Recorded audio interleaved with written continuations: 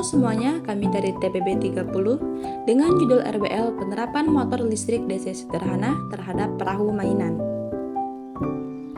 Kami dari kelompok 14 yang terdiri dari Nur Afina, Amelia Sukma, Zaki Elvito, Dorito Agnes, Genta Santosa, dan Muhammad Fadlan. Apa itu gaya Lorentz? Gaya Lorentz ditemukan oleh Hendrik Anton Lorentz pada tahun 1895. Gaya Lorentz adalah gaya yang timbul akibat adanya arus listrik dalam suatu medan magnet.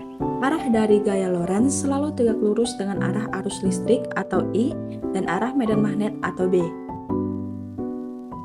Dalam penerapan kali ini, kami menggunakan motor listrik DC sederhana.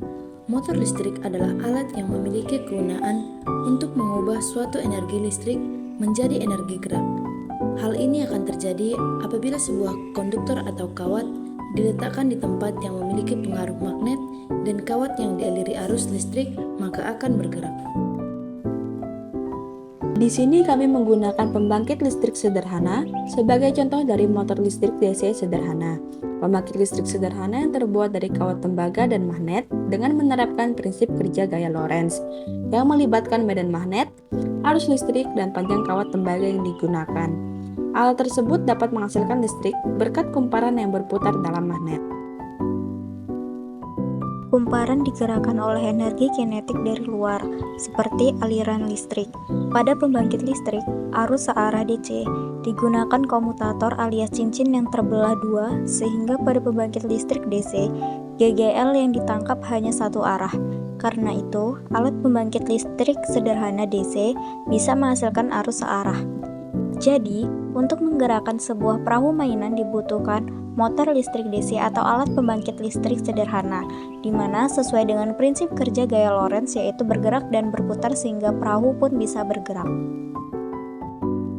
Untuk mendapatkan gaya Lorentz, rumus yang digunakan yaitu F sama dengan B dikali I dikali L dikali sin theta, yang dimana F merupakan gaya Lorentz itu sendiri dengan satuannya yaitu Newton, B adalah medan magnet dengan satuannya Tesla, I merupakan arus listrik dengan satuan ampere, dan L adalah panjang kawat dengan satuannya yaitu meter.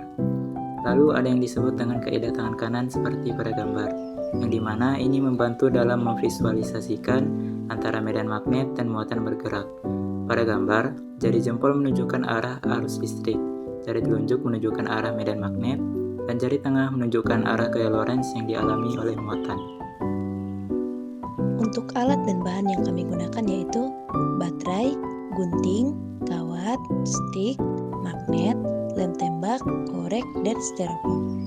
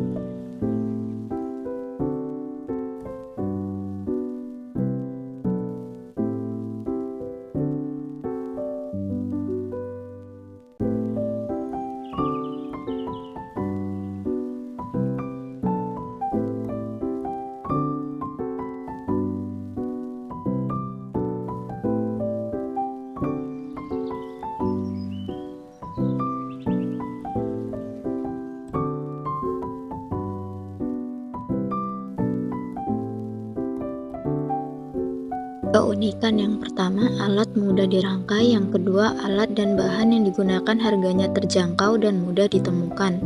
Kekurangannya, Yang pertama, kapal sulit dikontrol. Yang kedua, laju kapal tidak cepat. Dan yang ketiga, kapal tidak bisa digunakan dalam jangka lama. Saran pengembangan. Yang pertama, menggunakan alat dan bahan yang lebih baik agar kapal dapat digunakan dalam jangka waktu yang lama. Yang kedua, menggunakan alat pembangkit listrik yang lebih cepat agar kapal dapat melaju dengan cepat. Yang terakhir, menambahkan alat kontrol supaya kapal dapat dikontrol dengan baik. Baik, mungkin itu saja video singkat dari kami. Jangan lupa like dan komennya ya teman-teman. Terima kasih, sampai jumpa.